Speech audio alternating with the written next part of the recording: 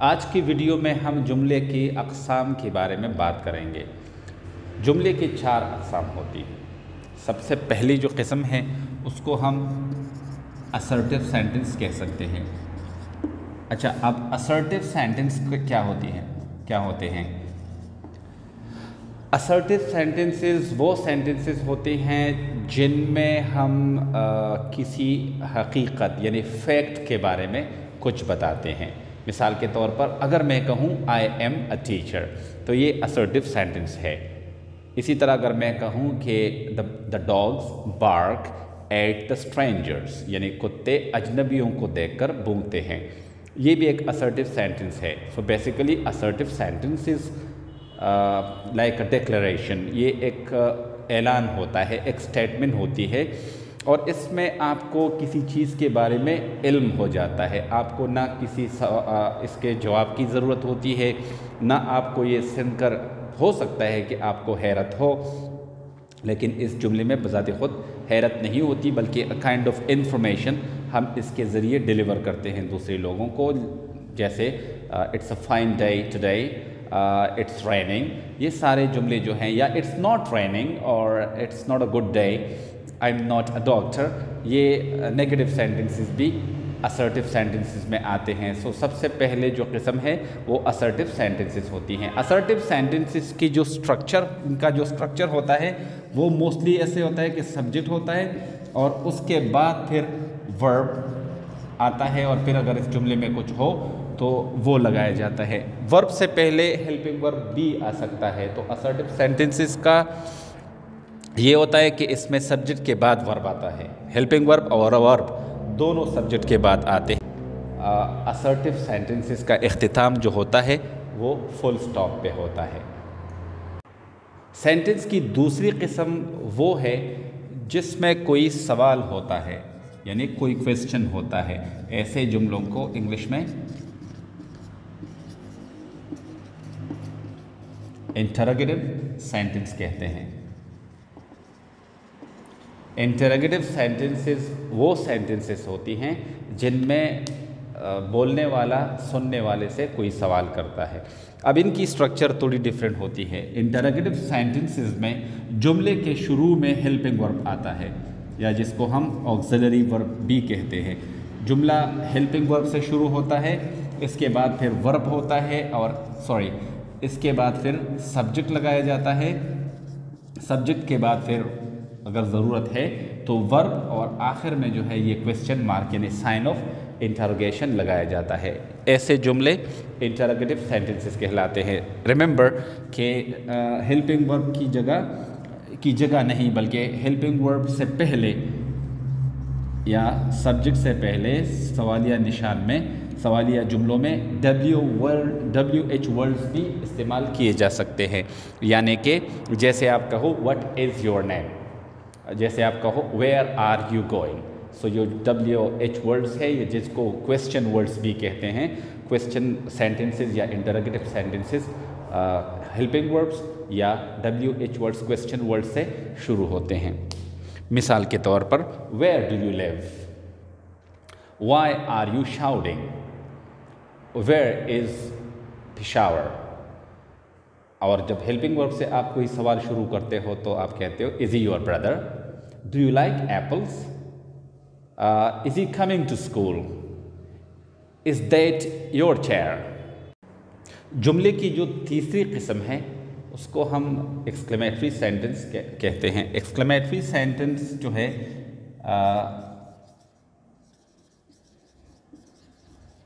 Exclamatory sentence, exclamatory sentences वो sentences होती हैं जिनसे कोई इमोशन, स्ट्रॉन्ग इमोशंस का इजहार हो। मिसाल के तौर पर आप एक कमरे में जाते हो, आपको तवक्को होती है कि कमरे में लाइट होगी और बहुत बड़ा कमरा होगा, और आप जब अंदर जाते हो तो आप देखते हो कि छोटा सा कमरा है और उसमें बहुत ज़्यादा तारीकी है, तो आप कहते हो ओह कितना छोटा कमरा है, या आप कहते हो कि अरे कि कमरे में कितना अंधेरा है। तो इस तरह के जुमले जो आप किसी चीज़ को देखकर जो जुमला आपके मुंह से हैरत की वजह से, खुशी की वजह से, अफसोस की वजह से आपके मुंह से निकलता है, उसे एक्सक्लेमेटरी सेंटेंस कहते हैं। बेसिकली एक्सक्लेमेटरी सेंटेंसेस दो स्ट्रक्चर से बनाए जाते हैं। एक तो WHAT यानी जुमले के शुरू में आप व्हाट लगाते हो, और या जुमले के शुरू में आप हाउ लगाते हो। जब आप कहते हो, मिसाल के तौर पर आपके पास से एक लड़का गुज़रता है और उसका कद बहुत बड़ा होता है, तो आप कहते हो कितना लंबा लड़का है, या आप कहते हो क्या लंबा लड़का है। तो अगर आप ये कहो what a tall boy he is. याद रखें कि एक्सक्लेमेटरी सेंटेंस जो है उसका इख्तिताम मोस्टली साइन ऑफ एक्सक्लेमेशन पे होता है। तो आपके पास स्ट्रक्चर क्या बना, WHAT word what plus article plus adjective plus noun plus pronoun और plus verb at the end of the sentence, the sign of exclamation. अब देखिए, what article a, tall adjective है, बॉय नाउन है, he pronoun है। याद रखें कि ये ही इस बॉय के लिए ही इस्तेमाल हुआ है, और इज़ वर्ब है, तो ये वर्ब की जगह अगर आपने कहा आप ये कहते हो कि कितना लंबा लड़का था, तो आप कहते हो what a tall boy he was. अगर इस स्ट्रक्चर से बनाना है इसी जुमले को, तो फिर आप कहते हो how tall the boy is. तो अब आपका स्ट्रक्चर क्या बना, आप लगाते हो हाउ, फिर उसके बाद एडजेक्टिव, फिर उसके बाद आप आर्टिकल लगाते हो, फिर उसके बाद आप नाउन लगाते हो, और आखिर में जो है आप वर्ब लगाते हो, और फिर साइन ऑफ एक्सक्लेमेशन लगाते हो। ये दूसरा स्ट्रक्चर बन गया। अब अगर हम किसी कार को देखें, गाड़ी बहुत नई है, तो हम कहते हैं कि वाह क्या नई गाड़ी है, so what a new car it is. और अगर आप हाउ के ज़रिए जुमला बनाओ, तो फिर how new the car is, what a new car it is. इसी तरह अगर आप कहो कि क्या खूबसूरत बच्चा है, what a beautiful baby it is, और ही इज़, और she is, how beautiful the baby is.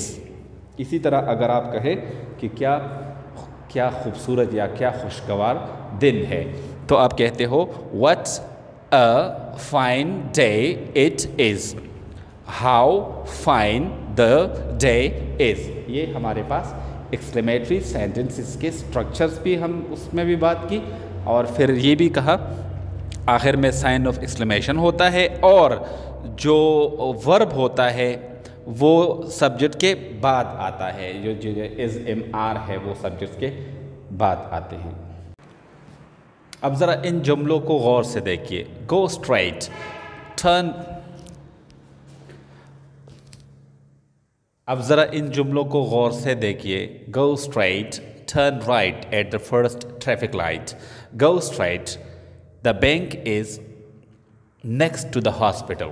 अब इसमें ये लास्ट वाला जुमला है, इसको छोड़ दें, क्योंकि ये द बैंक सब्जेक्ट है, फिर इसके बाद इज़ वर्ब है, तो ये तो असर्टिव सेंटेंस है। लेकिन पहले तीन जुमलों को अगर आप देखें, यहाँ पे गो स्ट्रेट, फिर यहाँ पे turn right at the first traffic light, और यहाँ पे गो स्ट्रेट अगेन, तो इन तीनों जुमलों का आगाज़ वर्ब से हुआ है। अब अगर आप इस पे गौर करें तो इन तीनों जुमलों में क्या है, इन तीनों जुमलों में किसी को इंस्ट्रक्शंस दी गई हैं, यानी हिदायत की गई है। उसे एक जगह के बारे में बात जानना है कि वो पूछ रहे हैं कि बैंक कहाँ पे है, तो किसी ने उन्हें बताया है कि आप सीधा जाइए, सीधा जाके फर्स्ट ट्रैफिक लाइट के पास राइट की साइड मुड़ जाइए, फिर आगे सीधा जाइए जब हॉस्पिटल के पास जो है बैंक है। तो इम्पेरेटिव सेंटेंस हमारे पास सेंटेंस की फोर्थ किस्म है। इम्पेरेटिव सेंटेंसेस वो सेंटेंसेस होती हैं जिनमें आप किसी को कुछ करने के लिए कहते हो या आप किसी को कुछ हिदायत देते हो। जैसे अगर आपसे पूछा जाए कि चाय कैसे बनाते हैं, तो आप जो चाय के बारे में बताएं उनको कि आप ऐसे करें, सबसे पहले पानी लें, पानी को आग पे उबालें, फिर उसमें चाय डालें, फिर उसमें चीनी डालें। तो ये आप उनको कुछ करने के लिए कह रहे हो, तो ये इम्पेरेटिव सेंटेंसेस होंगी। अब इन जुमलों की तरफ देखिए। Get out, sit down please, run faster, do your homework now. इन सारे जुमलों में क्या है, किसी को हुक्म दिया गया है, यानी इन जुमलों में ऑर्डर्स है। ये भी अगर आप देखें तो वर्ब से शुरू हो गए हैं। गेट, सिट, रन, डू, ये भी वर्ब से शुरू हो गए हैं। सो ये भी ऐसे जुमले हैं जिसमें कोई किसी को कुछ करने के लिए कहता हो। तो ऐसे जुमले जिनमें आप किसी को कुछ करने या ना करने का कहो, उनको इम्पेरेटिव सेंटेंसेस कहते हैं। मिसाल के तौर पर आप किसी से कहो कि रन फास्ट, तो ये भी इम्पेरेटिव सेंटेंस है।